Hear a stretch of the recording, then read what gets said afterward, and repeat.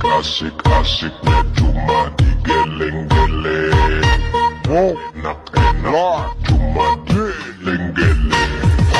Asik-asik medyo madigeleng-geleng. Enak-enak cuma geleng. Hello guys, welcome back to my YouTube channel, Bengi Vlogs. So for today's video, tuturuan ko kayo kung paano malalaman ang mga size ng mga PVC or PVC pipe. So tulad ng mga elbow, ganun. So guys, timbang natin. So 1, 2, 3, 4, 5. So guys, welcome ulit sa aking channel, Bengi Vlogs. So for today's video, ang tuturo ko po sa inyo ay ang mga size ng mga PVC pipe. So tuturo ko po sa inyo isa-isa kung ano mga tawag sa kanila. So sa hindi pa po nakasubscribe sa akin, Bengi Vlogs lang po. Baka naman. So guys, umpisa na natin ang tutorial. So una sa lahat guys, elbow 1/2. So guys, ang elbow 1/2. So guys, nakikita yung butas niya, yan. Yan po ang elbow 1/2. Yan po. Kaya po tinawag na elbow. Kasi pa-L siya. Tinawag na elbow 1/2. Ito po yung elbow 1/2. Iba-iba rin po ang mga size nito. May 3/4, gano'n. So ito pong kalimitan na ginagamit ng mga tubero. Elbow 1/2.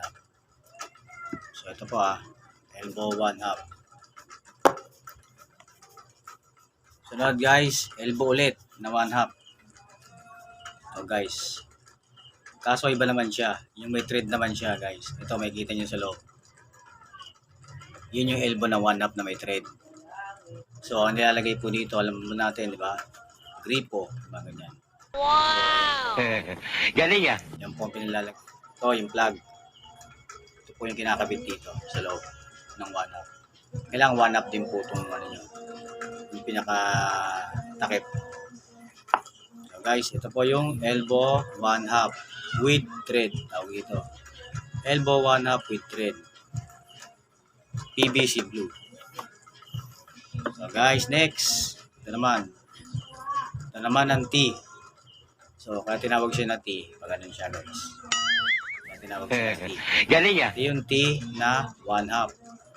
So guys, makikita niya na plain lang siya, plain. Sabihin ng plain, wala siya mga thread. Yan, kaya tinawag siya na T.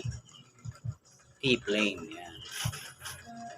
Malinis po yung loob niya. Ito po yung T 1/2. Yan. Then, sunod ulit yung T. So, ayan po, makikita nyo. T. Parehas po siya. Ito. Ito naman po, ang tawag dito is T with thread. May thread po siya rito sa loob. Ito pong isa, wala. Plain lang po siya. Kaya tinawag po siyang T with thread. Kaya ang tawag po dito, T with thread. Tandaan nyo po guys yan. T 1/2 with thread. Then, isa pa.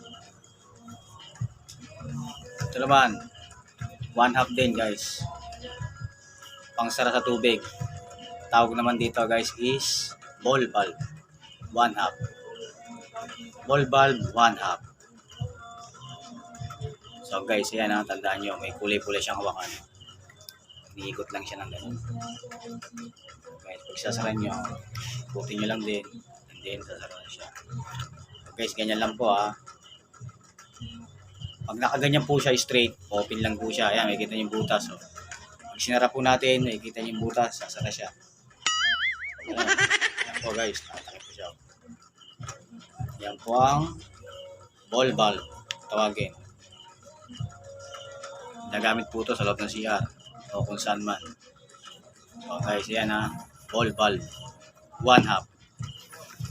Next, ito naman guys, ito naman yung tinatawag na, akala mo sombrero, cap plug. Ang tawag dito guys, cap plug. Yan po, akala mo sombrero siya. Ito nyo po. Yan. Ito ang cap plug. Yan nyo guys ha. Ito. Top plug, 1/2.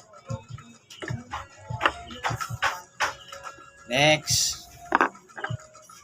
Ano naman guys, pandugtong sa PVC pipe na kulay blue. Pares din niya po. Kaso, ano nyo po, plain lang po siya. Yan po yung pinagdudugtong sa PVC pipe. 1/2 din, 1/2 din po. Yan. Kaya tinawag po siyang coupling. Coupling 1/2. Yan guys ha. Next. Ano naman guys.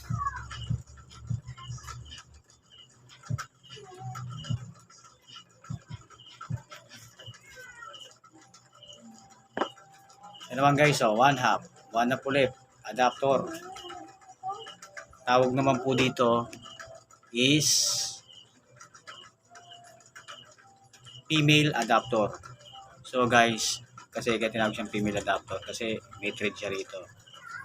And then, parang ano siya, straight lang siya. Diretso lang siya. Yan yung thread niya. Pag ganun po siya. Alam mo yung dos na malaki. Then, kung may female adapter, meron naman pong male adapter. Parang lalaki lang yan eh. Pag may babae, pag may lalaki, may babae. Oh, ito guys, oh. Siya, female adapter. Ay, male adapter. Guys, 1/2 din siya. So, ayan po yung mag-asawa po yan para mag-asawa siya, parang partner. Yung male adapter, female adapter, naman yung male adapter. So, alam nyo na, to pag ginanya kasi yan, pag pinasok mo sa loob, yan, dyan siya magpupunta. Oh no! Ikot nyo lang po siya guys. Yan. Sasara na siya. Yan. Ganyan siya. Tapos, pwede nyo po natin tanggalin ulit. Yan. Ang pagkakaiba lang po nila, ang male adapter is may thread siya rito. Ibabaw. Kasi nga male eh. And then, yung ano naman, female, ito lang siya, straight lang siya, may butas lang siya. May thread siya sa loob. So guys, ayan na. Yun na, female and male adapter. 1/2.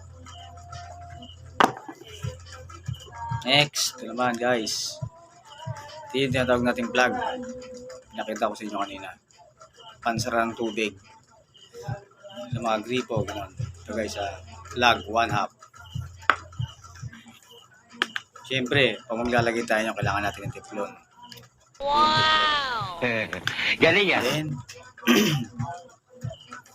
ito naman po. Pinangkakabit sa mga abang ng CR, gano'n.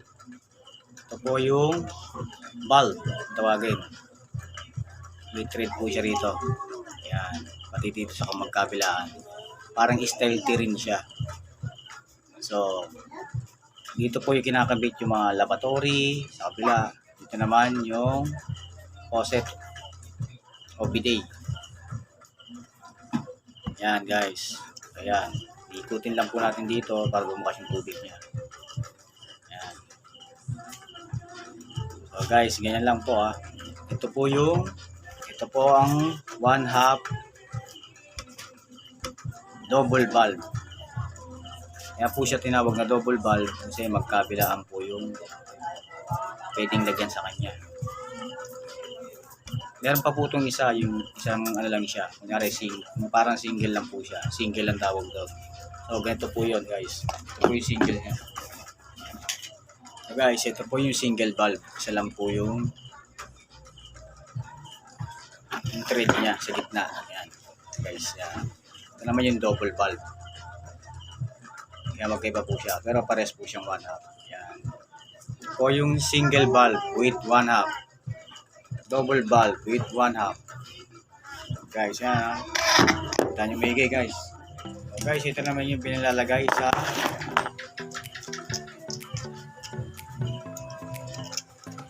pinalagay natin sa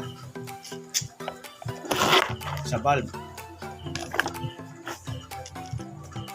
Ito po yung hose. Ito yung pinalalagay dito. Ikot nyo lang po yan. Lalagay nyo pong teflon.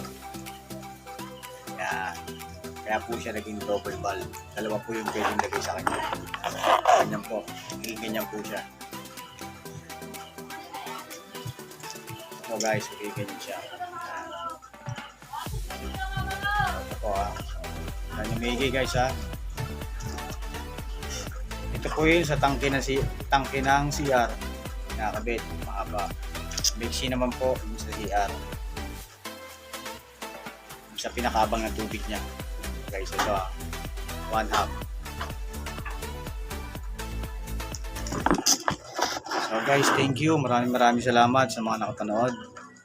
So huwag niyo pong kalimutan mag-subscribe, like, and share. Lagi niyong tatandaan na meron tayong matutunan tayo sa YouTube. Wow! So, maraming salamat po ulit and thank you, my God. So sana po masuportahan niyo po sa aking channel. Maraming salamat po mga sir, mga ma'am, and big boss. So maraming salamat ulit. Sana may natutunan kayo sa araw nito.